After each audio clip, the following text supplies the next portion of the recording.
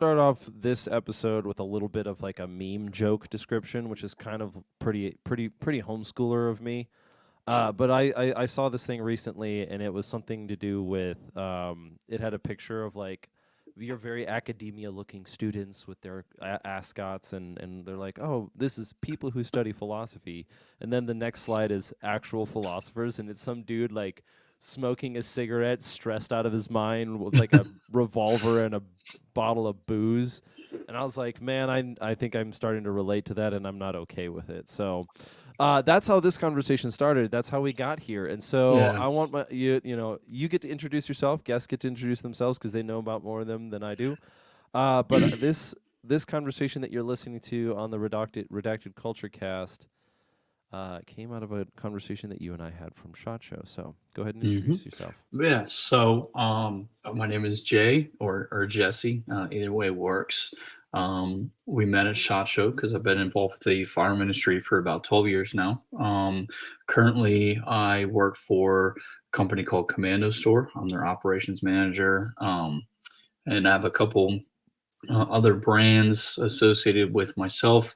I own a streetwear brand called Club Evil and some other projects. And then I have a semi following on social media under Ice Pick J. I like to indulge in the memeing, and but I try to keep it light, enjoy myself. So We all have our different places of participation, and mm, unfortunately, we were not, or fortunately for those who are listening, we were not talking about supply lines and that kind of stuff. In fact, yeah, we we got into a conversation about AI, and I think you brought up the Antichrist, and yes, so yeah. we had like this is for those who are like for I guess to break the fourth wall of the audience, this is not technically our second recording, but our second attempt because the computers didn't like it the first time. Imagine that computers don't they like. they know what we're going to talk about. That's what it is, Yeah, man. but there's kind of like there's two paradigms that I want, or not paradigms, two ways that I want to kind of set the stage for this conversation. There seems to be something about the West where we talk very seriously about things that are trivial and very trivially about things that are serious. And I'm wondering if we're going to get away from that in today's conversation. I think some of that is artificially produced by censorship on social media. If you say anything that is true or right or whatever, you're almost guaranteed to have some authoritarian making sure that you receive your 30 lashings or whatever it is today. And then the other one is uh,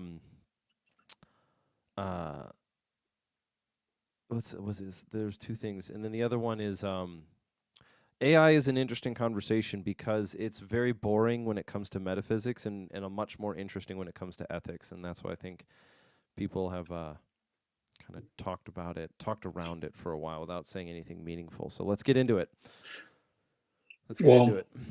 Well, the first thing that we can cover or touch on, so with the the trivial relation or response to more serious matters versus the um, non-trivial, more intensity that comes with nonsensical things like. I think in our first attempt, I brought up I've seen people fist fight over different ways to grill steak. I think a big part of that, especially in the West, is that people are looking, they have a sense of loss for something they don't actually know.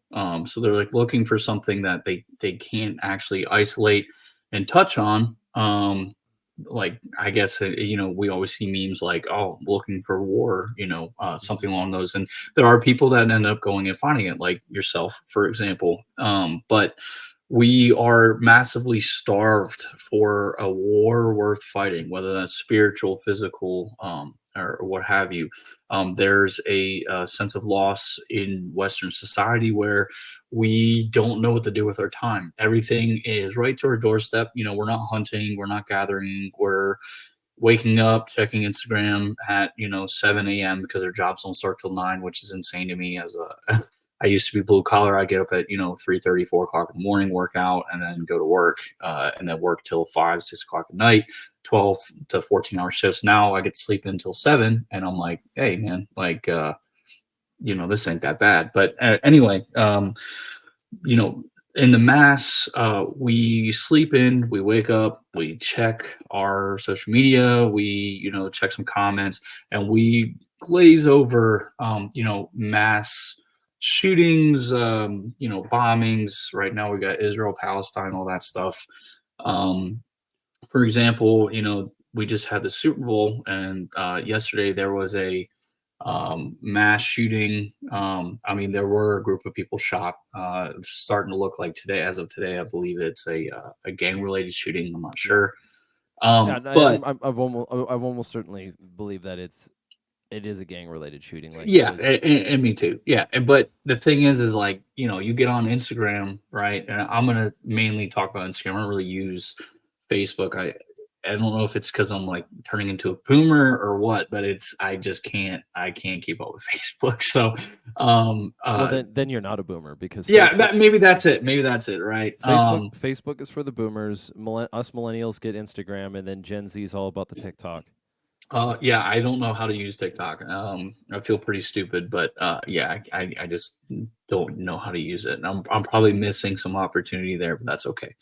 Um, and I'll get into a little bit. I believe that these social media platforms are finding a way to devise and slice up your personalities based on multi focal planes. I don't think humans are supposed to exist on multiple planes like that. So, but that gets into like the AI and artificial Well, environments and let's things. start working into the AI conversation because the way that I've described the West right now is that it's very plastic and it's impermanent. Again, Yeah, I think you brought it up really really really well in the sense of we scroll through and we see tragedy after tragedy after tragedy and it means nothing to us anymore. yeah. And We but make jokes about it, but and I think the hard part is the reality is it never mattered to us before, and now there's this sort of like if it's weird because we'll do the starving children in Africa thing. Like when we were kids, like, oh, you eat your vegetables because there's starving children in Africa. It's like I don't.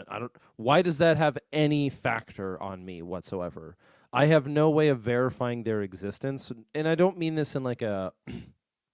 I don't mean this in a dismissive way, as in like I'm saying there's no such thing as starving children in Africa. It's what I'm saying is like that's a really weird thing to obsess over because for all of my intents and purposes, they're fictional.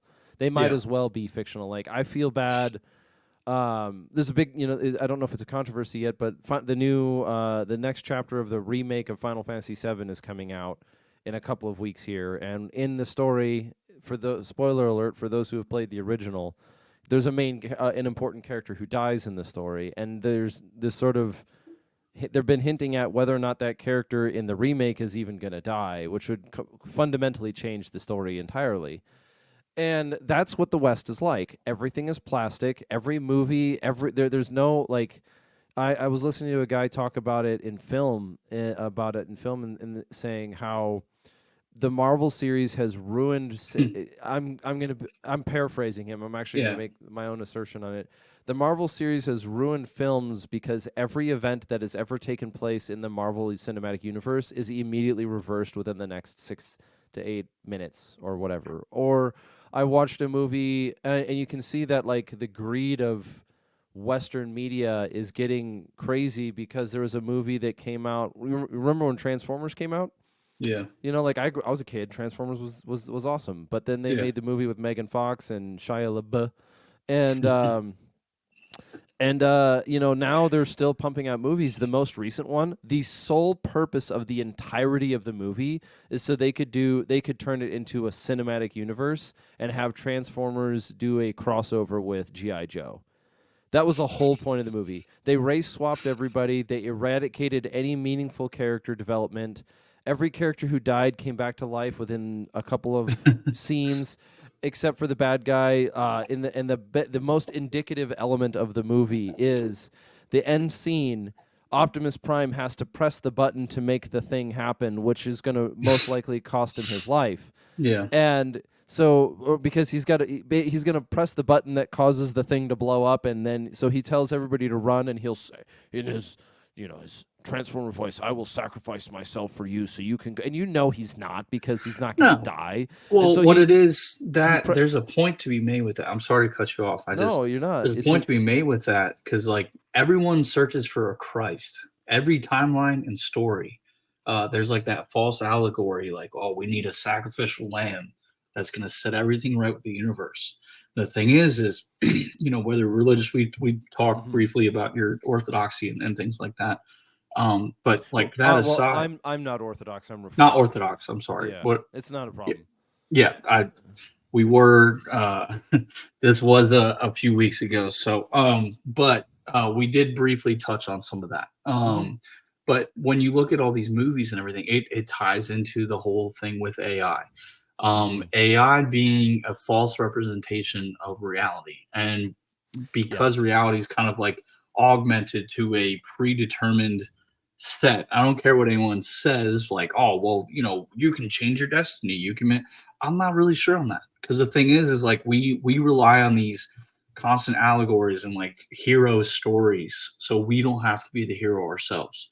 And that is kind of like, again, a symptom of the larger sickness that is, Western exceptionalism. And I'm not like, I'm not anti-capitalist or anything like that. That I don't want to get into all that on this episode, but No. The big thing is like we're kind of taught that like we need a savior, and then there's people that do need a savior of some sort, and then they're taught kill God, right? We have a large upbringing of people now that are taught, morality is subjective. There's no such thing as right or wrong. It's just a different focal lens to look through it. And, their culture might be different than ours, but, we need to give it respect. I'm of the class of thinking that not all cultures are good. You shouldn't have to accept all cultures. And there's no one in particular that I'm going to get into right now, but let's say there's culture involves child sacrifice and cannibalism. I'm not going to be like, yeah, bring those people over here. Let's open that up and accept that as like, oh, well, we don't want to piss them off. I don't. We're at that kind of that stage in our society where people like that might get a pass, and I don't agree with that. Now, agreeing versus disagreeing. What's nice in the West is I can disagree with everything you say, but there's a high chance that I'm not going to attack you for it, or there's not going to be any kind of like reprimand, right? So you could be a full-fledged, I'm going to say the P word here, which, nowadays is pedophile. Let's say, someone's a full-fledged pedophile. We're almost at the stage where, and not to echo all the the boomers on Facebook and stuff, but we're almost at the stage where that's almost a protected group of people, and it's there's no shortage. I'm sorry, not no shortage. No, yeah. There are certainly people who are trying, and that should not be a surprise. What I think is more astounding is that the general West's response to it is sort of like, oh, well, we'll have a debate about the legitimacy of this position, and ultimately, like, as a philosopher, I'll just tell you that's a trap. What they're trying to do is they're trying to get you into a trap where you have to legitimize their essentially.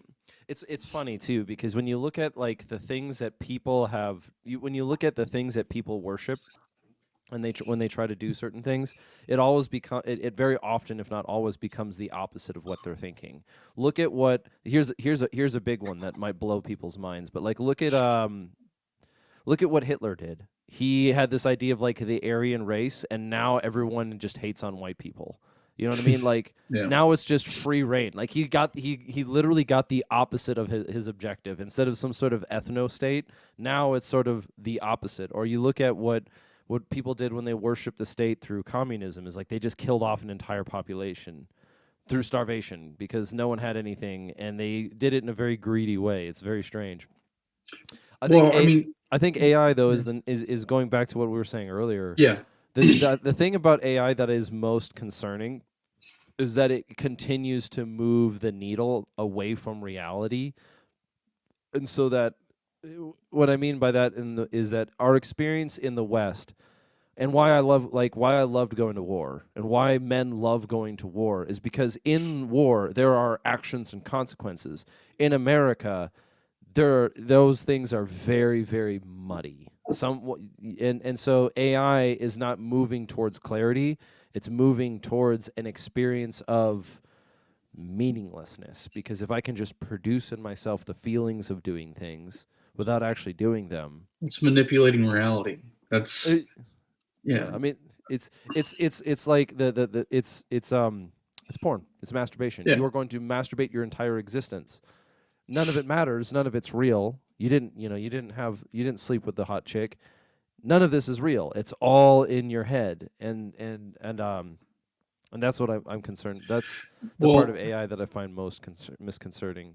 for me, so I look at it like I mean, a lot of people, especially in manufacturing and e-commerce, which is kind of my field, we all use AI to an extent. Like Chat GPT or writing SOPs. Eventually you just hammer it out. The problem is that now it's being utilized on a mass scale. There was I mean, it became a meme, but the DoD was talking about using AI to differentiate targets in with strikes and things like that, and that gets into a whole like Skynet set of things that could happen. The thing is that Americans specifically, I mean the West in general, but I don't really care about Canada, right? So Americans are kind of born and bred now to rely on some form of AI. People don't really realize that, like, we've been going on websites. Like I'm in my mid 30s now. I've been going on websites, since I was a kid, where you'll see like this. Hey, if you need your help, if you need any help with the site, ask me a question. People don't realize that's a fully fledged AI system that has been in use. So when you look at like how far AI has come, AI has been around for 20, 30 years. Mm-hmm. People are just now catching on to what's going on. And there were articles about those, I believe it was Facebook or Meta, whatever. They had those robots put in a room. They started talking to each other, communicating, and they evolved so fast that they had to unplug it because they made their own language and they were discussing things. They actually had to pull the plug. Mm-hmm. And that was 5 minutes, right? Or whatever time frame. We've had that same capability for 30 years. So people don't really realize like the capabilities of artificial intelligence. People like to give it shit, like they're like, oh, look how stupid the hands look on that AI portrait. Yeah, I'm not worried about its art capabilities. The Mm-hmm. big thing is like whether, let's just, for sake of this discussion, let's talk about biblical implications of AI. Yeah.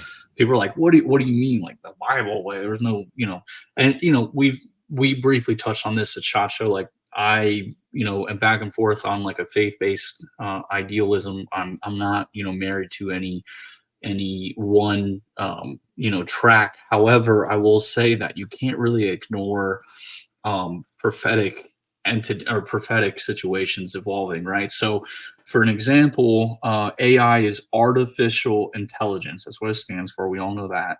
And when you look at like the theory of an antichrist, right? So what is in terms of Christianity, what is Christ? Christ is pure, Christ is love, Christ is life, light, whatever. So when you look at the antichrist, and if you talk to a devout Christian, be like, there's no such thing as an opposite of Christ, which I understand that. But Yeah, I mean, when you, we're not Christianity is not a dualistic religion where they're yeah, kind of like the yin and yang. It's not. It's a monotheism. yeah, There is no perfect antithesis to Christ.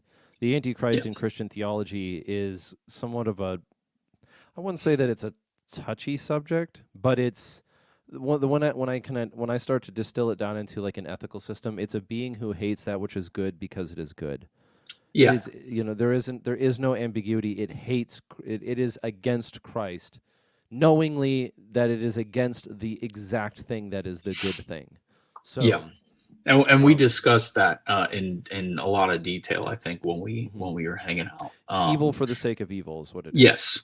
And Yeah. now when I get into that, plugging AI and the Antichrist, and most people that would come in on this be like, what are you talking about? So the reason that I I bring those two together is AI is artificial. The internet is artificial. In fact, the internet was created by DARPA. And, most people in any form of conspiracies it's a weapon, right? Mm-hmm. Why would the all-knowing, eye of the U.S. government create something like, with DARPA? Well, we can get into all that down the road. But my point to the AI aspect of it is, if it's the opposite of an artificial of like creation. So you get on the internet, you like the most simple way to put it is you lock your computer screen and you have a beautiful beach on your computer screen.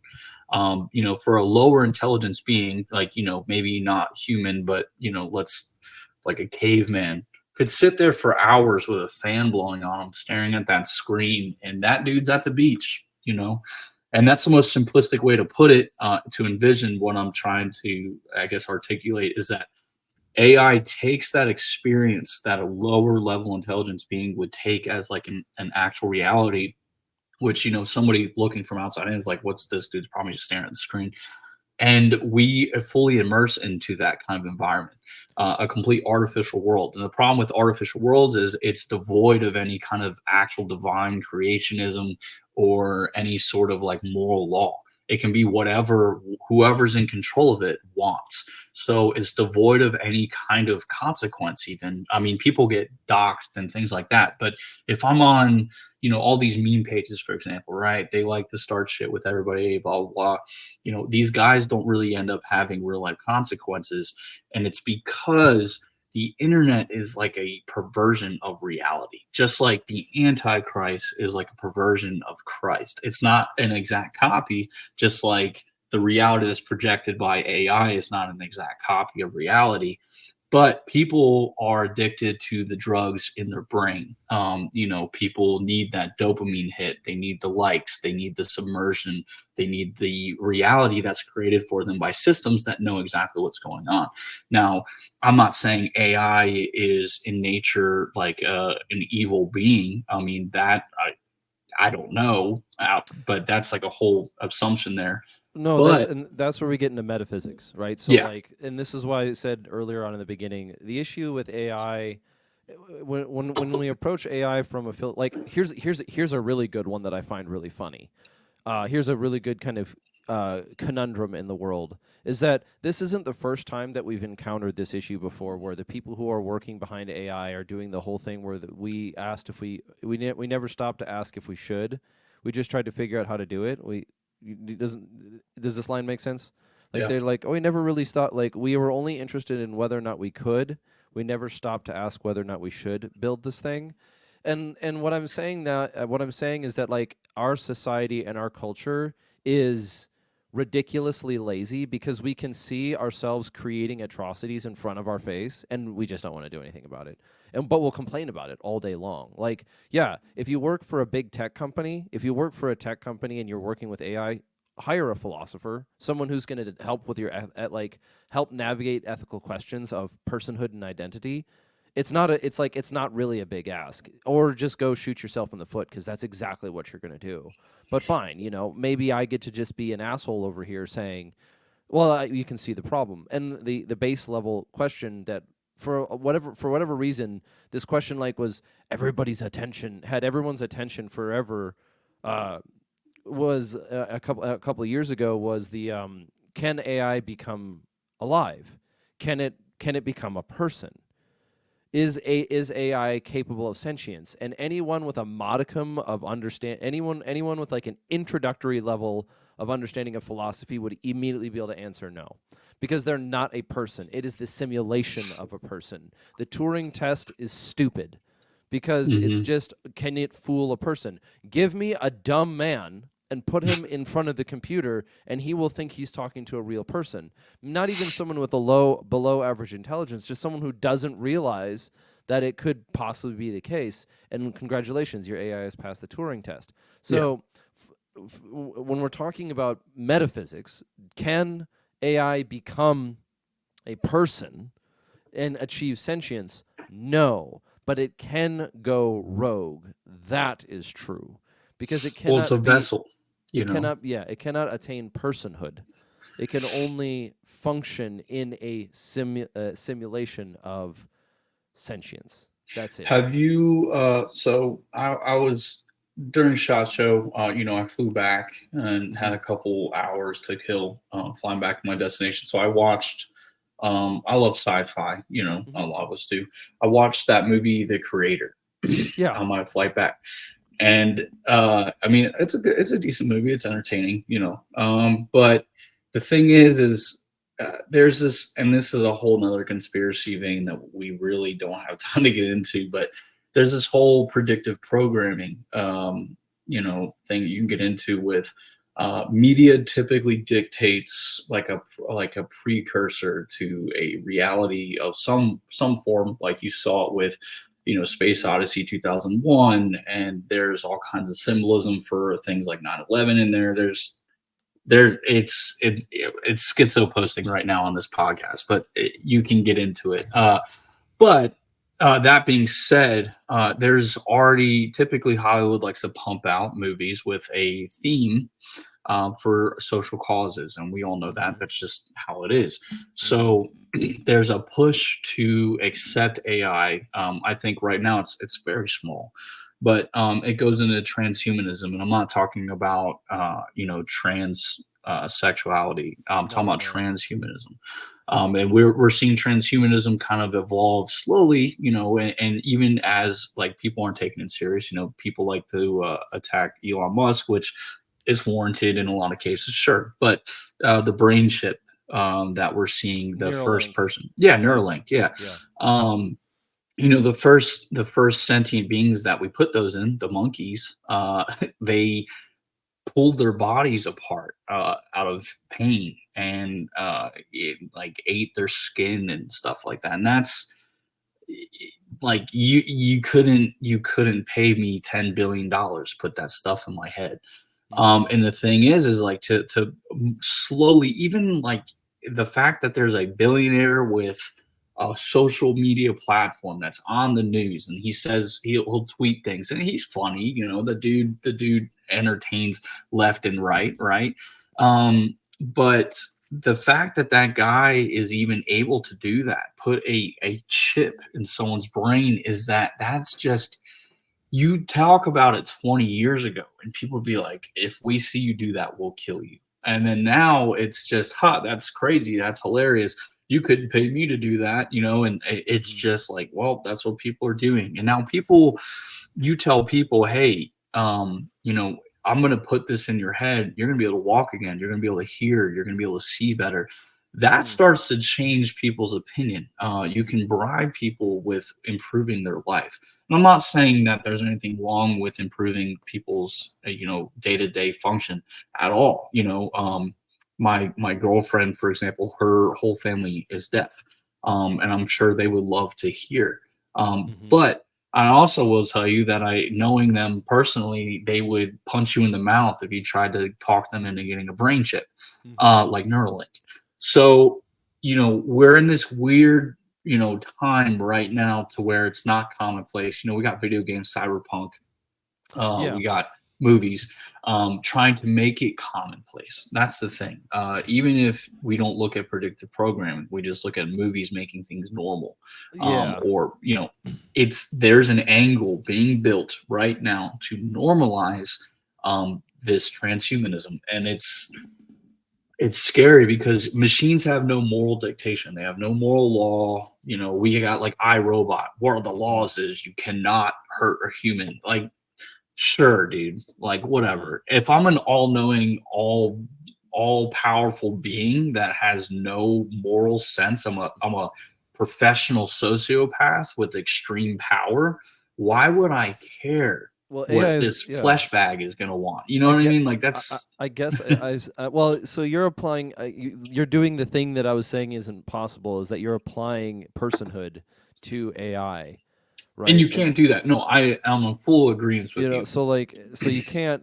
But the thing about it with that case is like we've already seen some cases, and if I recall correctly, we've had one where like a guy was convinced to rob a bank by like Chat GPT or something like that. Another Mhm. one was like another Chat GPT was, or another again, AI chat based models were like convincing people to do things or like getting them to pay things or do certain things.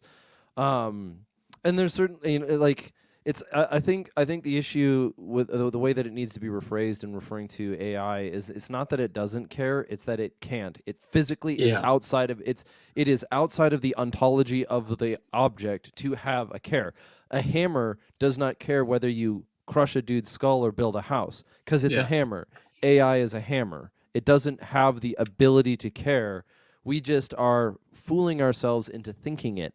Now, when it goes to the predictive programming piece, I have a little bit of like, this is the idea of predictive programming in regards to even AI is a very difficult one. I think a very difficult ethical conundrum that I believe is at the heart of the identity crisis of the West.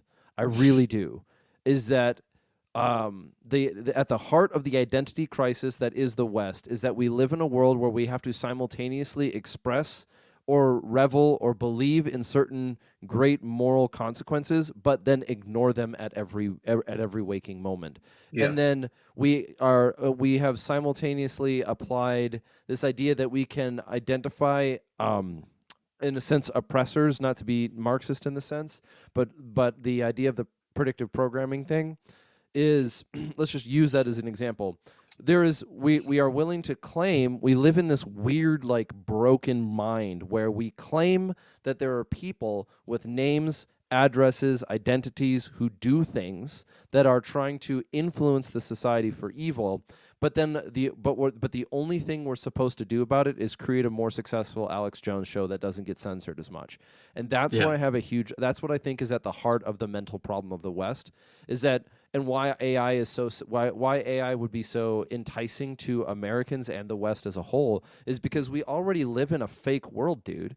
Like Absolutely. I've talked to and it goes into like certain cases that are really good examples. Like when it was like a year and a half ago, like the whole Ohio like derailing of the train. Who was responsible for that? Names and faces. Names, Yeah. faces, addresses, jobs. Who was it?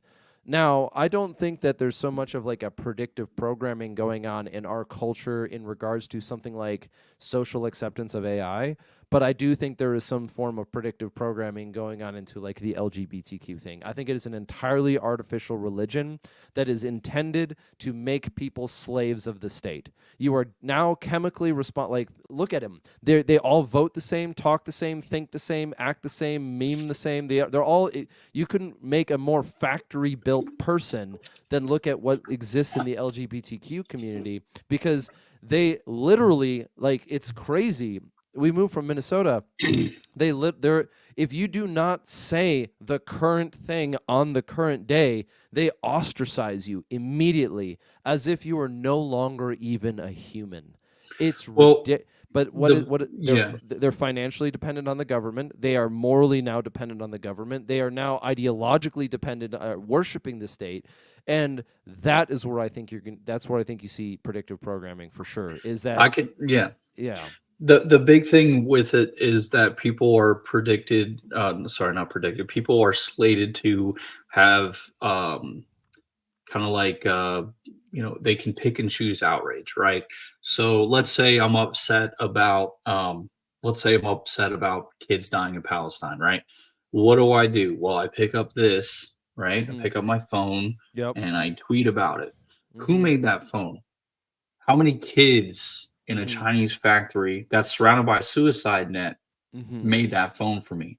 And Yep. then I stand up and I walk to my living room in my Nikes that are Mm-hmm. made by a different child slave, to Yeah. turn on my TV that was made by a different child slave, to Yeah. watch the media. So it's just and I'm not trying to give ammunition to the whole communism. Like, there's no ethical consumption or communism or capitalism. There's no ethical consumption, period. But that's not my concern. The thing is that we have this moral obligation to be upset about the current event.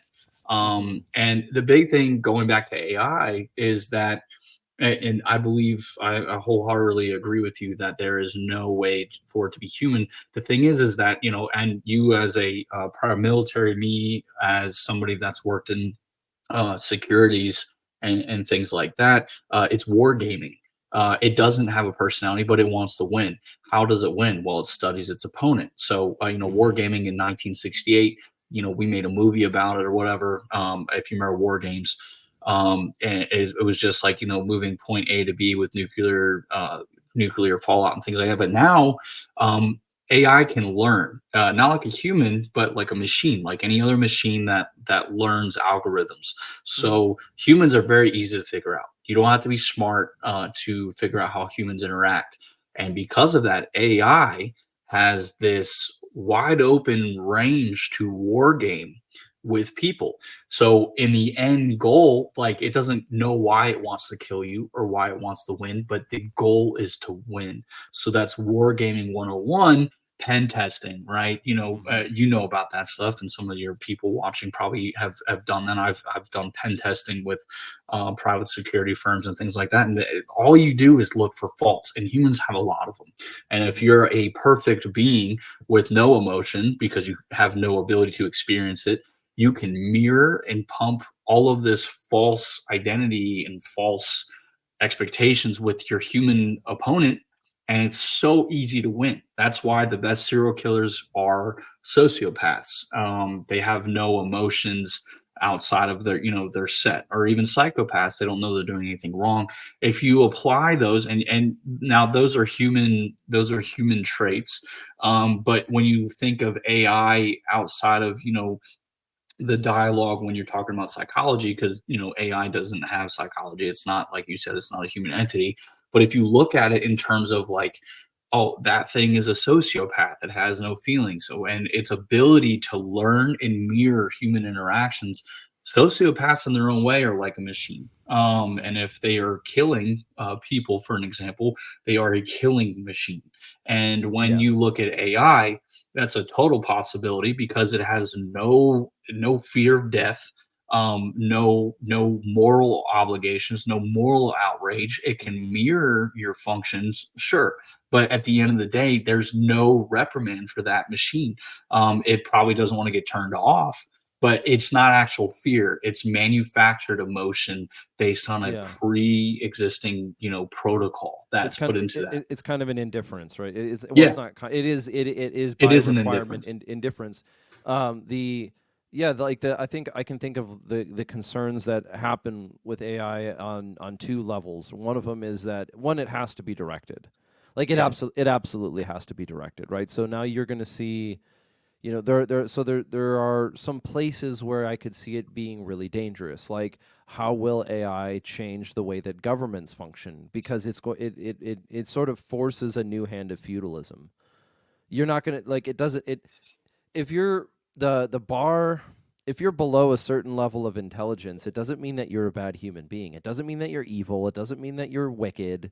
It doesn't mean that you're less of a human being. It's that you're incapable of telling the difference between what is AI generated and what isn't. And that's and the that bar is raising. It's not lowering. yeah, But and so how are you going to deal with elections, right? Like, people still, like, to this day, people still will repeat the idea that Donald Trump said there are good people on both sides with complete conviction. Or you go on Twitter today and you'll find people really quickly talking about how Kyle Rittenhouse crossed state lines with an assault weapon to kill black people. And it's like, none of this is even remotely true, but they still believe it. Now just use AI to like turn what's left of their mind into mush. Or another one, it would be so, like, that would be a concern. The other one is Lieutenant Colonel Dave Grossman, for all of his faults, did point out something pretty well in his books on killing. Is that the further that people are from the act of violence, the more indifferent they are to its outcome. absolutely. I've seen that, and so you can see that in society any given day. Yeah, look at drones. Um, I mean, drone yeah, striking, or people. You see this on Twitter. People who will, like, accuse or threaten to do violence, and it's like, I bring this up all the time. I'm probably like a broken record on it, but like, the idea that someone would go on Twitter and threaten violence on somebody is operationally sort of like absurd. It well, because you like, it's yeah. just like really? Like is that why would you do that? Because you're Well, telling them it's they don't experience it. They don't know what it's like. They've never been punched in the face, or they've never been shot. They've never been stabbed. Whatever. And I'm not saying you have to be shot or stabbed or in a fight to yeah. understand violence, but and I'm by no means I'm not I wouldn't consider myself a tough guy or anything, but for example, I dabbled in martial arts I've kickboxed and did sambo and stuff like that for about 15 years. And I'll meet people that in like an office environment, they're like, yeah, Mhm. I would beat that dude's ass. And I'm like, oh, do you fight? And they're like, well, no. And I'm like, oh, okay. And then I playfully, probably sometimes more than I should, I'll be like, oh, so when's the last time you got in a fight? Just out of curiosity. And most people that are just willing to jump into that. Now, I'm not saying that people that are willing to fight or verbally speak, hey, yeah, I'll fight. I'm not saying that most of them are full of shit, but we see it especially in the gun community, because I don't have to tell you, listening to your podcast, like people being afraid of, or why are we so afraid of letting people be successful. That kind of goes in, like, lately in the gun community, besides the drama that was this year with that Devin Duke and his jaw broken, and some of the other things that happened. um, People are really quick to attack each other as long as there's no consequences. And just like you said, that's what men love about war, is that there's immediate consequences. You Yeah. shoot at their line, they shoot back. And that's simplifying it, but that's in a sense, that's what it is. You can meet reality to the fullest extent. You get all of the senses, the smells, the fear, the panic, the smoke. The people don't realize the kind of exposure that you get in that kind of an environment. And they're very comfortable in their offices and their phones. I can watch, and I'm guilty of it. I've been on Telegram since 2014, watching stuff go down in Ukraine and other places. The Russian telegrams, that's all been around for a long time. A Yep. lot of people are privy to it now, but all of those videos and everything going on, Mhm. it's been out there for now like about 10, 11 years, and you could watch people die firsthand, and you're in your bed. I have a very Mhm. comfortable bed. I've watched a lot of people die in it, and it's Yeah, that's depressing, but it is what it is. I've seen a fair amount of stuff, whether it's through like things like Conflicted Observer or different other kind of channels, and that whole there's like a microcosm of a microcosm that has like all this war footage. And I think this was the first year, last year, 2013 2023, sorry, was the first year where I saw a video of something happening, and it really shook me, because and it was you've seen 1,000 of them already. It was a dude a Russian dude getting killed by a drone, Yeah. and it was just like, and Was the teddy bear one?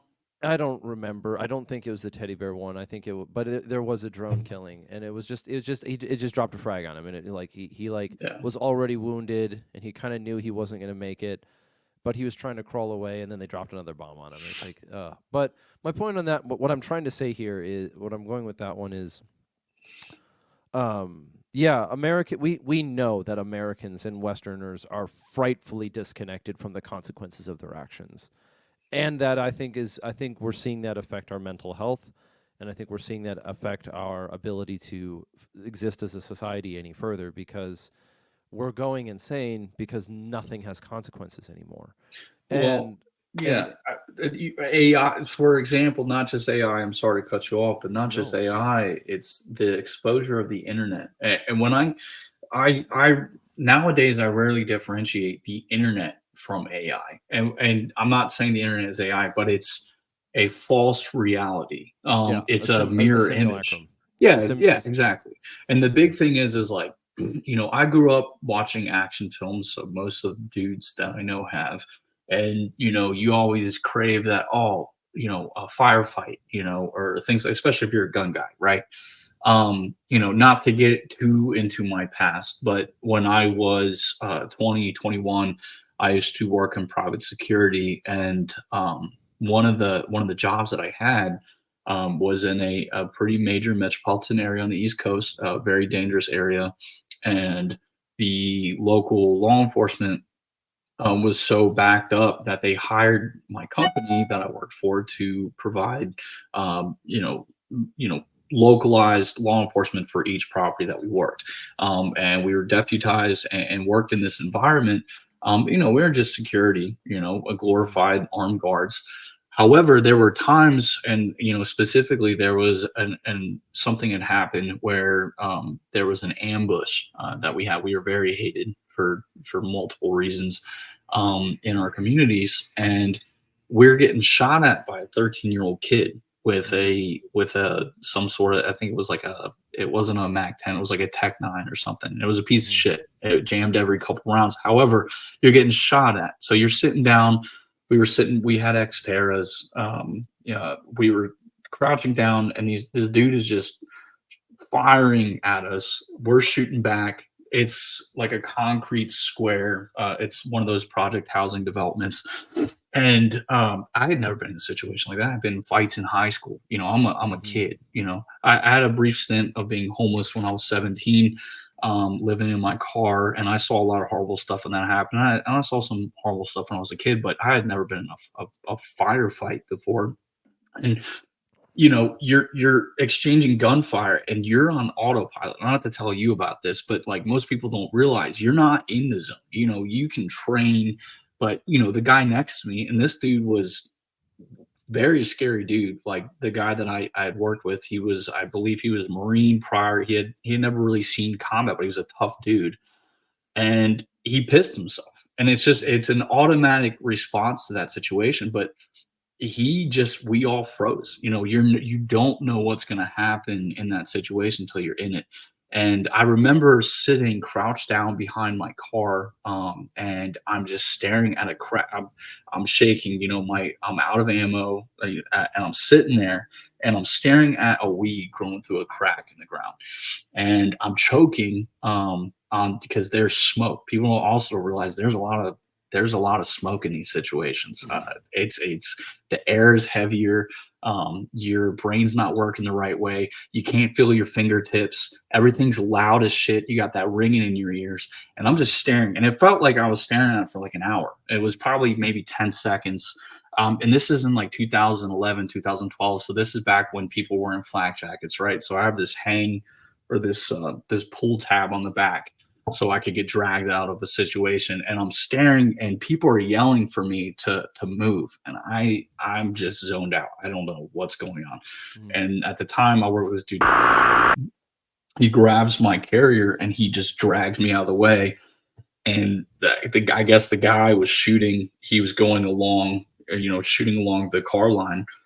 And if he didn't drag me out of the way, I probably would have got lit up. I would have got lit up. And, that changes. Like I'll be getting out of the shower now, 10 years later, and I'll see that event in front of me. There's other situations I've been in too, but that one I'll see it. And people don't realize that when they're watching this shit online, the kind of fear and chaos that's involved with just like gun battles or bombings, things that they've never seen. It changes the environment.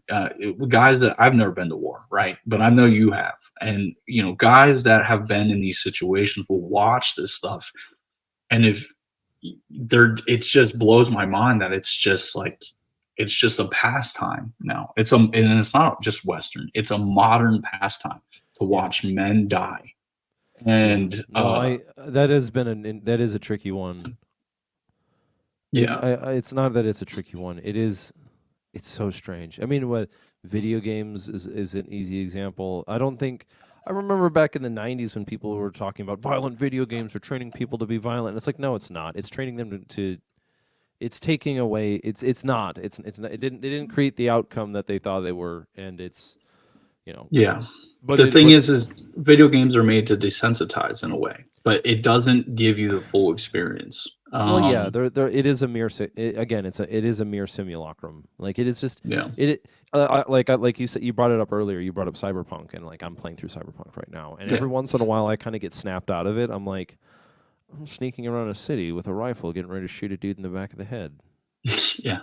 Yeah, that's weird. Don't clip that and make me a serial killer, but like that's weird. That's not that's it's kind of odd, but I mean, and I think the video games are really easy. It's really easy to explain why they're so popular, why men like them so much. Because a video game is a reward loop. There is a problem, you can solve it. That's the game. That's it. Like that is a video. There was a philosopher that I read one of his books on, and he was a video game developer and a philosopher. And he said, like people would approach it like that's strange, but then he goes, no, it's obvious. Look, like I create games. And so, and a game is a set of rules that limit what is possible in a contained environment. So, you stop playing chess when you start doing whatever, when you put Pokemon cards on the table or whatever, and so he makes a point, and are it's video games are weird because in the sense that it is an indication of like the struggle of the suffering of the average individual is because um I know a lot of gun culture likes to rag on people for playing video games and like thinking, I was in the military when like, oh, dude, this isn't Call of Duty, and then there was kids thinking like, oh, Call of Duty, respawns and shit like that. But the reality is like, yeah, most of the accusations that are brought at it really fall flat on the face. What ends up being the case is that it's just a simulacrum. There is no you don't actually get justice. You get the simulation of justice. You don't get revenge. You get the simulation of revenge. There's nothing like none of it's permanent. None of it's real, but it's fun. And you're what are you enjoying? The process of having you're imitating a sense of purpose and meaning within the context of the game. And for the life of me, I have no idea how to do it myself or for anybody else that I know. But why do we restrict all of our action in the world into simulations? Like, how do I get myself and my people and our people to stop, not necessarily to stop playing video games, but to like create that in the real world? If there's injustice in your city council, get rid of the city council by getting them out of the city council. Like vote them out Well, or that's what it whatever. used to be. The thing is like now we're in the Matrix, right? And I Um, hate to say that the Matrix is so much larger than just a movie or a theory because like when it was made, I don't know if the I think it's now the Wachowski sisters, they both changed it, whatever. But I don't think that group knew what they were making when they wrote that story. And the thing is, it's like we have this like extreme response in video games and movies and things. We're like, we are gonna handle it, we're gonna fight for justice, and then it's like blue balls, they pull out, and then that's it. There's no actual finishing of that justice that they're seeking, and it's really it's almost like we're designed like the grand design to keep people in a cage has been fully hashed out way beyond people catching on to it. And then you look at it where I can get upset. We go back to what I was saying earlier where I'm tweeting on my phone like, oh, this is terrible, so and so, this is an outrage.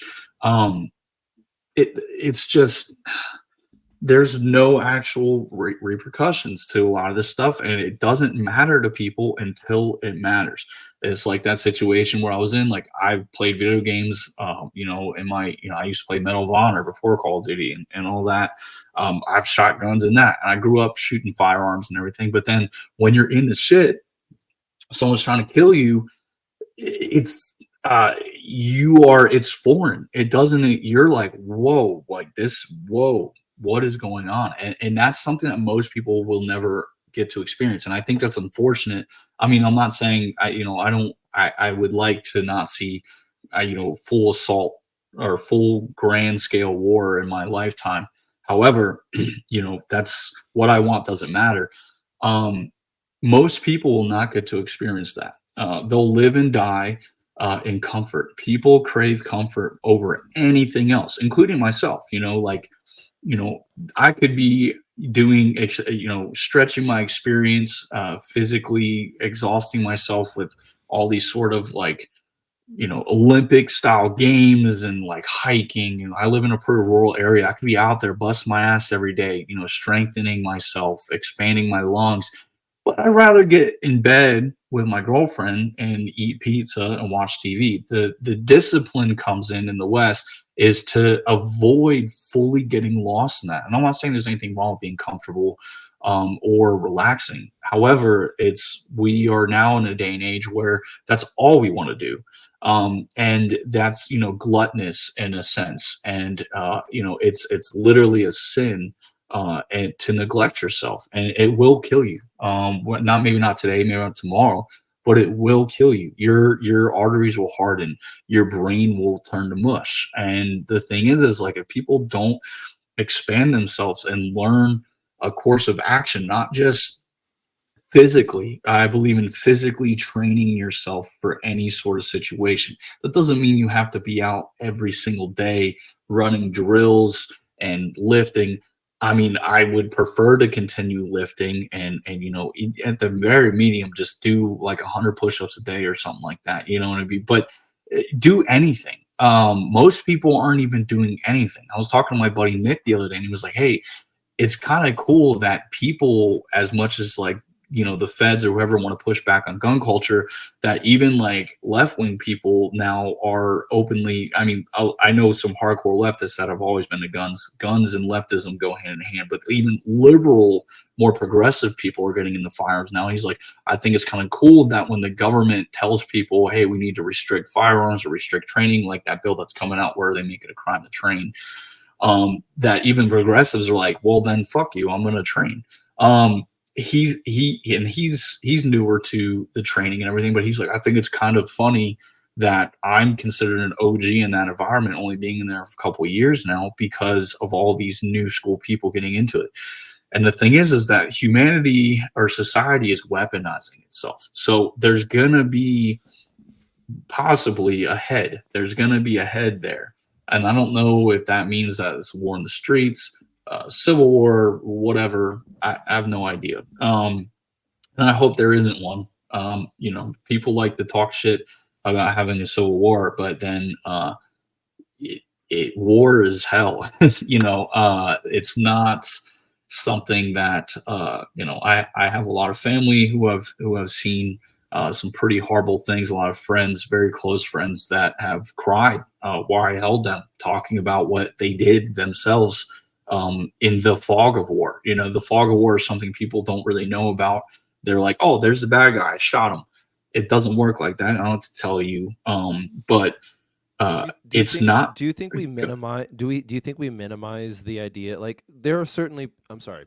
Full question first. Do you think do you think we minimize the motives and in things that drive people to have some, not necessarily a desire for war, but like this, we're going to use the idea of the Civil War example. Yeah.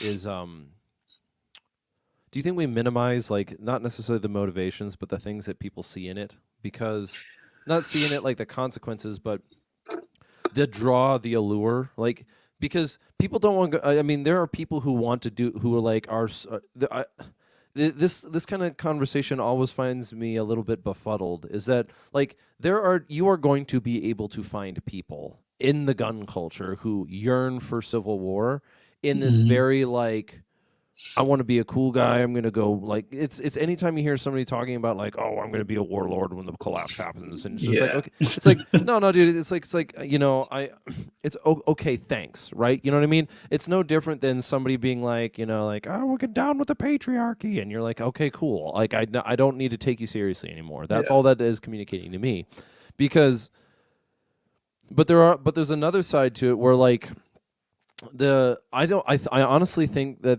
Let's go back to gun culture directly. Look at it. We are very armed, very physically. Many of us are very physically capable. And I was reading this book by a character. I'm reading the second one, and this is gonna kind of ruffle some feathers, but I'm reading the series of books called Sanction by Hmm. an author by the name of his pen name was Roman McClay, but his real name is Lyndon McLeod, and he wrote these three huge books. And then in I think it was late 2022, maybe I think early January of 2022, I think that's when it happened. He went on this like killing rampage in which is funny because he like some of his sometimes his books are referred to as a manifesto. I've read about this guy. I actually know the background a little bit. Yeah. Yeah, Uh, right. But so like, but like when you and so like I'm reading the second. I'm reading one of the books right now, right? And he in the chapter he like is the character, the main character is definitely a self insert. It's 100% himself. But he is describing. He writes this chapter where like he breaks into this house, this building that is owned by like one of the people who betrayed him, and he like kills everybody inside. And it's this is this is the when you look at the book, when you read the chapter, it's clear that he's never been in. He doesn't know what he's talking about, and I don't mean that in a completely negative sense. It's that um, he kind of describes himself as sort of ominous and Terminator like. He just kind of walks through the house and shoots everybody and then leaves. yeah. And it's just like, and the thing about it too is because I am legitimately having an interesting time reading through it because I had some conversations with the character long before any of this happened. Because I discovered the books in maybe 2018, maybe 2017, I don't know, 2018, 2019. And I found the first one really interesting because he at least wrestles with difficult problems. But what ended up happening though is when he's talking about these kind of like vigilante justice things, no pre-mission planning, no, this is not how things work. You don't just boot your foot through every door. It's like his idea of like being this kind of dark vengeance character was very fictional, and I think Yeah. one of the things that I think ended up happening is he became convinced of his own story, and then just tried to live it out, and then, like it didn't work out well for him. He got killed. Well, what I think, I think this goes back to, I wouldn't use the term minimizing. I would say romanticizing. Mm-hmm. We have this hero complex. I mean, like society has the hero complex, and internet makes it easier for that shit to fester. And Have you read Joseph Campbell Here with a Thousand Faces? no, I have not. I highly recommend that one, especially for conversations about AI. I'll definitely get that checked out. But what I think is that there's the culture of romanticizing like war and violence and things like that, but then we have this mass psychosis as a civilization. Kind of like you can see it represented in films like Fight Club, for example. Mm-hmm. Everyone's out for themselves, and it's always been like that. But I definitely think it's worse now because we have this symptom of narcissism with social media. I mean, we all like to get likes. I mean, I'm more bummed when I only get a certain number of likes versus a lot more likes, whatever. Everyone has some kind of version of that in themselves. We have this like self fed, constant narcissistic environment where we feed ourselves.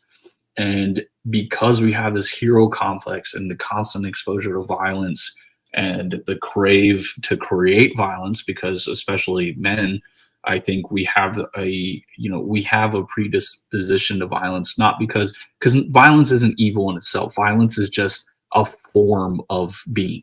Yeah, there's good violence and there's bad violence. Yeah, in that And description, violence is amoral. It is neither moral nor yes, immoral. It is correct. absent.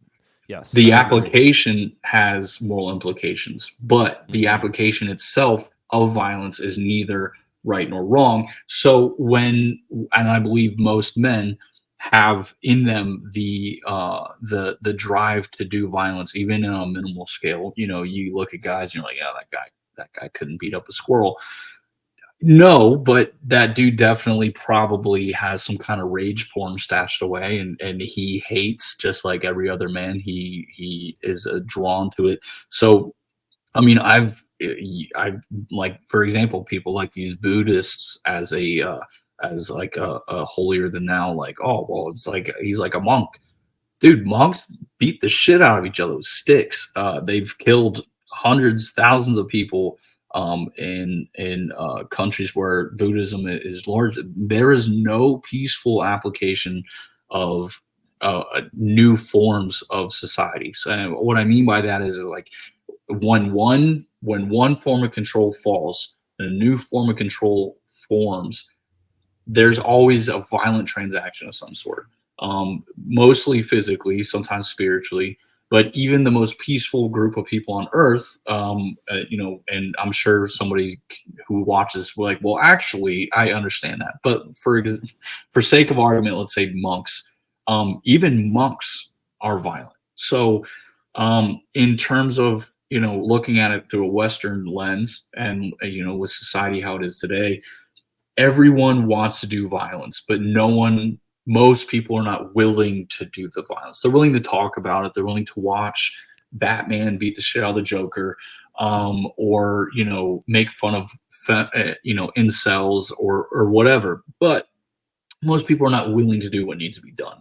And when you talk about pockets of change and justice, like you mentioned, local governments pass a horrible ordinance, and it affects people on an individual level. We just get on Facebook and bitch about it. We don't actually go out with pitchforks and light their house on fire. 200 years ago we would. And I try to tell, maybe, yeah, maybe. I mean, we probably 200 years ago we wouldn't have gone onto Facebook, but no, you know what I mean. But like they would try to enact some form of justice, which now we're so comfortable just voicing our opinion.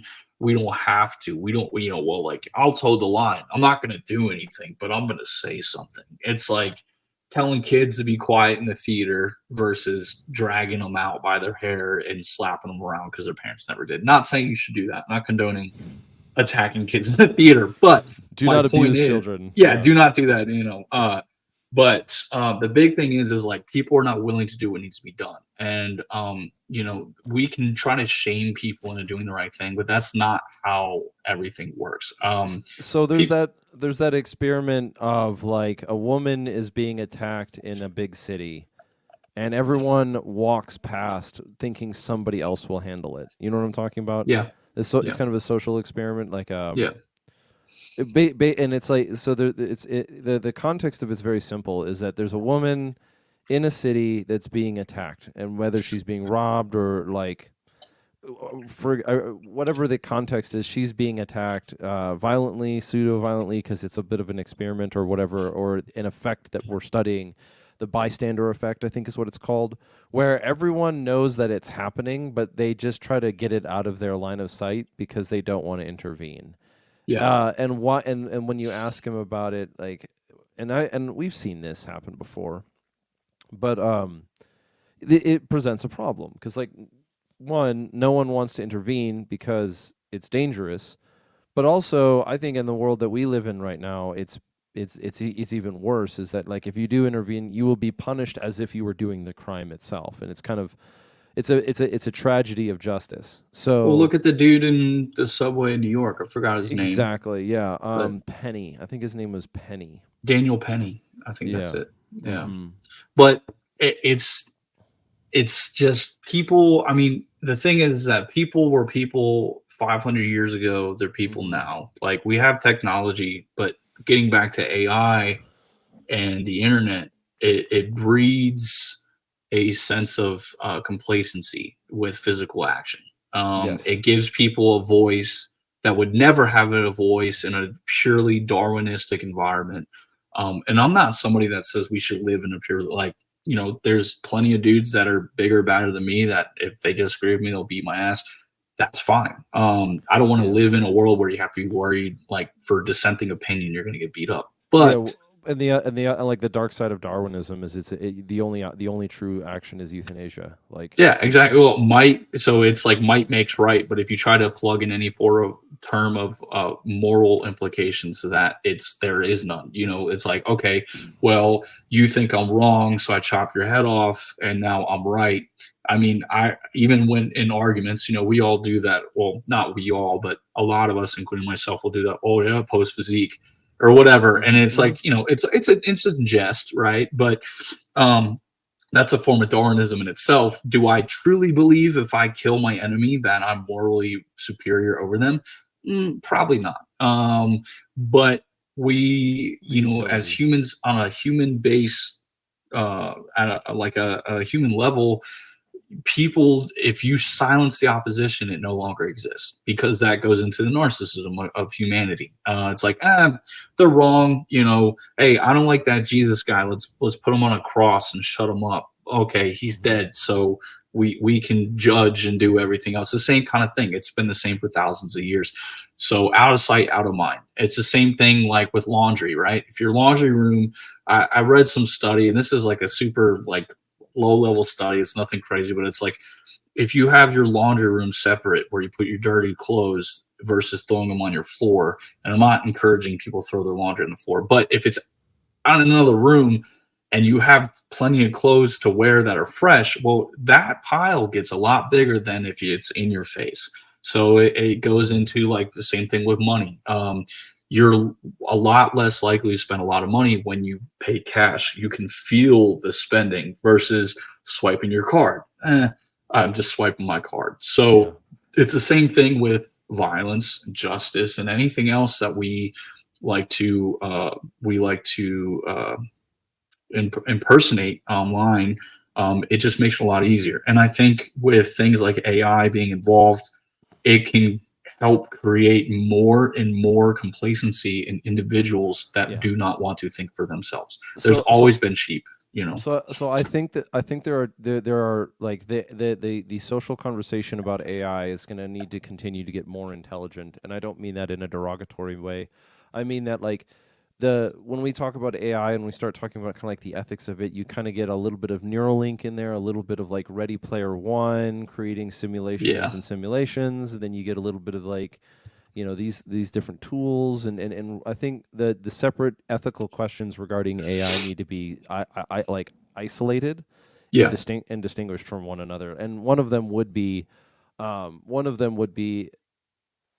using AI, the processing power of AI to create a simulation that a person experiences in fully, like in their mind, Well, have you and seen like digital hallucinations. And yeah, have you seen Repo Man with Jude Law? no, I haven't Okay, seen that one. so it's based on another movie called Repo Genetic Opera, whatever. I think Hmm. this is, I mean, not super far off, but basically, these corporations give you lungs, hearts, whatever. If you fail to pay on the massive debt, they send repo men to retrieve the organs Oh, from you. fun. Yeah, but there's a system that these corporations try to sell people. Hey, if you have a brain tumor or you're on your way out, we do have this system where the person who wears it, your loved one, will be for the rest of their life on a beautiful beach, whatever their fantasy that they pre-pick, they'll be Hmm. there. They'll feel, touch, and enjoy with their loved ones fully. They can smell, taste, whatever. And Hmm. spoiler alert for people that are going to get mad. This movie is like 20 years old. Jude Law, the main character, he gets a heart replacement, and then he like learns humanity all over again. Like, oh, I can't cut lungs out of people. I have a heart. And anyway, there's a fight scene with Forrest Whitaker. He gets his head smashed in. And in the end, you think it's all dandy, like he's on a beach with his friend and his girlfriend, but then it zooms out and Homeboy is hooked up to the machine and he's in the simulation. So I think we're moving towards euthanasia in a sensical way, like Canada, for example. Right now, you can get signed up to get killed even at a young age in Canada, and some Norse countries are doing it. And like, I'm not having a disease or whatever. Like, you get into playing God. That's not what this discussion is. I don't want to get into that. But my point is that I think we're moving more and more towards having that simulation. There are probably millions of people that if you gave them the choice, hey, you can live in this beautiful virtual reality for the rest of your life, but you're going to have to give up all your faculties and you're never going to be able to pull out. They I would, know, yeah, not necessarily a demographic, but I know an entire section of people that would vote for race-based euthanasia. and they would do it. They would do it tomorrow. They would absolutely do it tomorrow. Absolutely. And it's really. I mean, but that's like their worldview. It's not. It's kind of. Yeah. The thing is that, and they'll do it in the name of justice, right? And then in the name of the greater good. The greater good's probably the worst. I've never heard somebody in all seriousness say, for the greater good, be a good person. That is such an evil, in my opinion, it's an evil predetermined statement that's made by people who are big on, geneticism and it's a moral stand-in for ethical superiority. Absolutely it is. It's a intellectual stand-in for an assertion of moral superiority. Like, I'm doing this for the greater good. Where is the good? Where do you identify it? How is it good? No, you can't, like, because everyone's version of good is different. Even though you and I tend to agree on a lot of topics, your version of the greater good is going to be different than mine. Because it's just a cop out, is what it is. Yeah, it goes into Darwin. Might makes right? Yeah. So it's the same. It's the same thing. Yeah, well, that, and it stems from what I think should be rightly understood as the human condition, which is the desire to make oneself into the position of God. Like, what it is what sin has always been for mankind is trying to replace the creator with the creation. And this is a very this isn't a hot take. This isn't a new flash. This isn't a great idea. This is simply like, you read the Bible, you see very quickly that mankind does not want to yield to God. And that is it.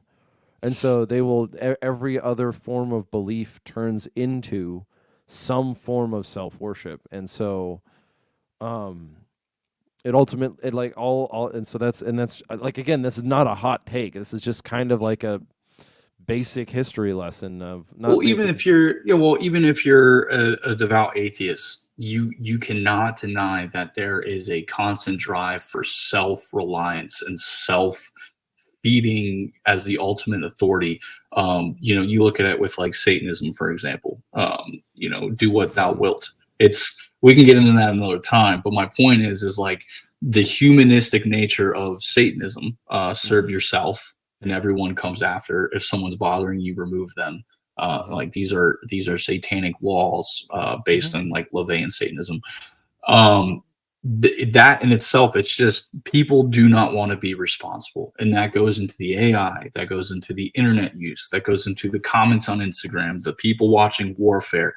It comes down to individual carelessness and the devoid of responsibility. So going back to the different ethical questions regarding AI, and one of them would be, so I think you pointed out a really good example of how what we think of as AI is oftentimes conflated with some sort of simulation generating machine. So, like, it would be a piece of technology that can produce a more convincing, immersive video game in real time, custom to the individual who's experiencing it. Yeah. That is something that I think it's funny how that is referred to as AI, even though it's like, is that really what we mean when we're talking about artificial intelligence? When we're talking, no, but to most people, yes. I mean, not for most people, but, like, that's just one example. Or another example, like, that would be an ethical question of, not should we, but what are the consequences of living in a permanent simulation that is custom designed to whatever your levels are, whatever your fetish, let's call it. Even the biggest thing for me, and I gotta wrap this up. I gotta take care of something. But the biggest thing for me in closing, the biggest thing I gotta say is, I think where AI feeds the human condition is that it offers an escape from responsibility, and it plays out simply with everything we've said. I mean, we could talk hours and hours more, which I'd love to talk to you again. But it removes responsibility from your actions. And the thing is, like, you see it in movies like Gamer. If you've seen Gamer, it's a perfect example. And we're seeing society move more and more towards things like that. Yeah. And it's alarming. And some people see it. You and I and some other people. I mean, thousands, probably millions of people are aware. The difference is, do they care? And most people don't. So Yeah. if I get to go home at the end of the day and have a machine jack me off and I can watch my favorite show until I pass out drunk and full of food, then why would I care, right? I'm not saying I want that, but my point is that's what most people are going to choose over, being cold, hungry, lifting weights, whatever, getting out and being responsible for themselves, not even like the spiritual implications of what living like that every day would do to you and will destroy your mind, and your spirit. And it's just another form of slavery that we're openly accepting as the law of the land. And I that's kind of like my concern with it. So I definitely agree with you on the I get the sentiment of of the slavery. Whether or not it fits in the definition of most people is going to always be a little bit. I yeah, want to. I want. It's not that I want to. I believe that it is appropriate to be careful with that because that kind of language oftentimes leads to I could very quickly become kind of a form of narcissism yeah. where like oneself is viewed as different than everybody else, and I'm like, that's not really The how it the thing works. is that everybody has, and that's the problem, right? Everybody has their own take. My But whole world is separate from your whole world, and that's yeah, the same with everybody. It's kind of alarming if you think about it. So there are certain changes that I want to see in our community, and yeah, they can be observed in linguistic in language, and one of them is I want to stop seeing people say, or I want people to replace in their language, instead of we need to get together and do something, they're going to say, here I am, send me. How do I volunteer? yeah, How do I build? And I think that I want to see that in people. I want to see an entire generation of young men who do not abdicate their individual capability and responsibility to the amalgamous group, hoping that the group will do the thing. And I ran yeah, into this the other day because even in my own sense is like I want my channel to grow. I want Redacted to grow. I want my philosophy, my writing to grow. And sometimes I wonder, or sometimes like I get frustrated about various things. But at the end of the day, I realize like I want to build it. I don't want somebody else to build it for me. If you were to come to me tomorrow and give me a Haley strategic level or company or Cry Precision, yeah, Raytheon, some massive corporation, and say, here, it's yours now.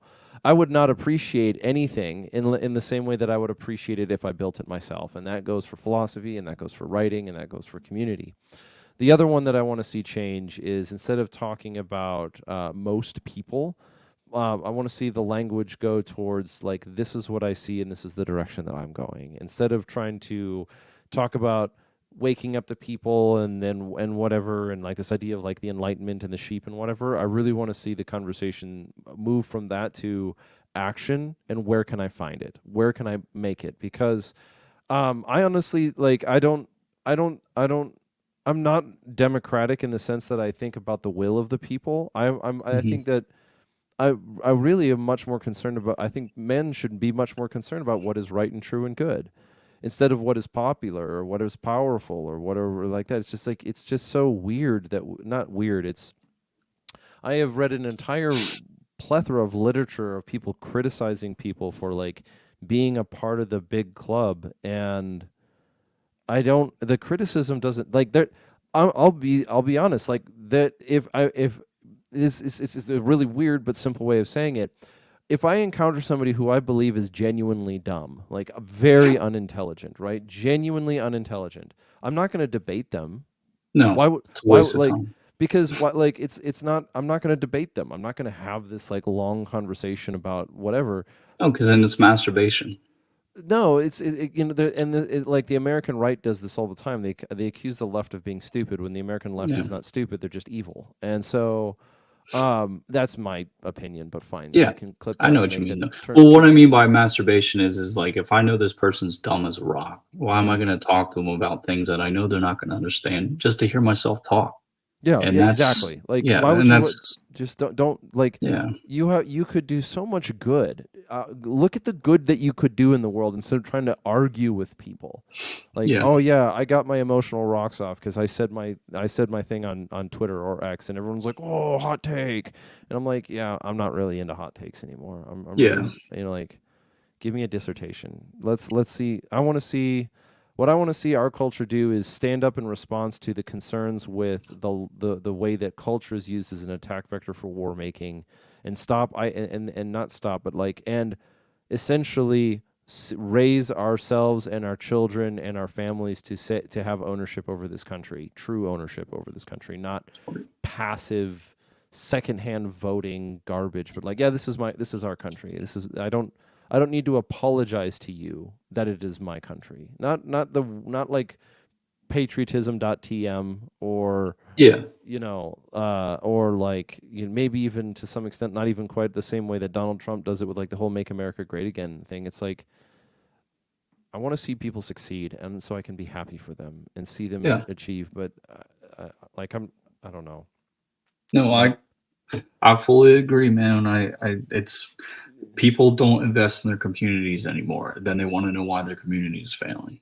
Nobody invests time or effort. Not nobody, but mass majority. Yeah. So, but it's been we probably need a split. Yep. So it's been a pleasure talking to you, man.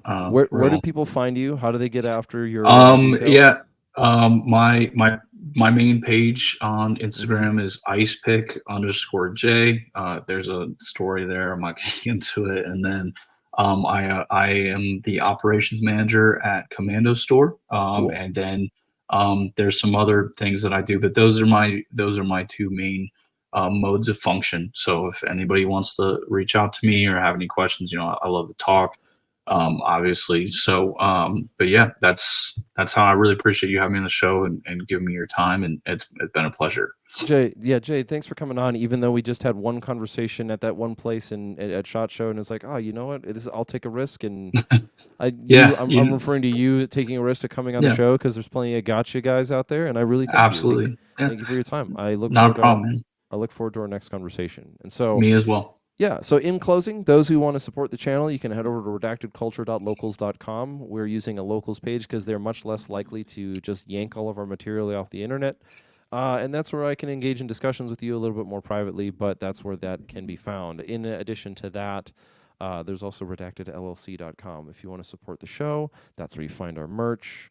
That's where you find our stickers and T-shirts and the kind of stuff that people use to keep their brand running. And so those who've been out and helping us out and finding the secret codes buried in all of our products, thank you very much for your enthusiasm. As for this conversation with Jay, thank you for the talk. It really came at a good time, so I appreciate it. And so in closing, let's go forth and conquer.